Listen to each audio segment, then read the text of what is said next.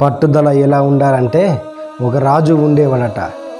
ఆ రాజు ఉన్న రాజ్యం మీదికి మరో రాజు 500 మంది సైన్యంతో తెల్లవారితే దండయాత్రకు బయలుదేరాడట. అయితే ఆ విషయం తెలుసుకున్న రాజు సైన్యాన్ని పిలిచి, తెల్లవారితే మన మీదికి దండయాత్రకు వస్తున్నారు, మనం 500 మందితో పోరాడడానికి మన దగ్గర సైన్యం లేదు, కేవలం 50 మంది మాత్రమే ఉన్నాం, కాబట్టి రేపటిదాకా ఆగితే మనం ఓడిపోక తప్పదు, అందుకే యుద్ధం ఈరోజే మొదలు పెడదాం, అలా అయితే వాళ్ళు అప్రమత్తంగా ఉండరు, కాబట్టి మన చేతిలో వాళ్ళు ఓడిపోవడం ఖాయం అని చెప్పి వాళ్ళు ఉన్న దగ్గరికే పోదాం, ఈ యుద్ధానికి సిద్ధమా అని అడిగాడట. అందరూ సిద్ధం అన్నారట. వెంటనే యుద్ధానికి బయలుదేరారట.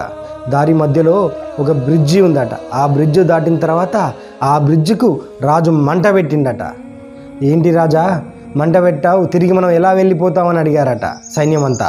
అప్పుడు ఆ రాజు, వెళ్ళే ప్రసక్తే లేదు, తిరిగి వెళ్ళే ప్రసక్తే లేదు, యుద్ధం ముగిసే వరకు ఆ 500 మంది చచ్చే వరకు తిరిగి వెళ్ళే ప్రసక్తే లేదన్నారట. అంటే పట్టుదల ఎలా ఉండాలంటే ఒక పని మనం మొదలు పెడితే పూర్తయ్యే వరకు, దాన్ని పూర్తి చేసే వరకు తిరగొద్దు, లేకపోతే మరణంతో సమానం అన్నమాట. అర్థమైంది కదా?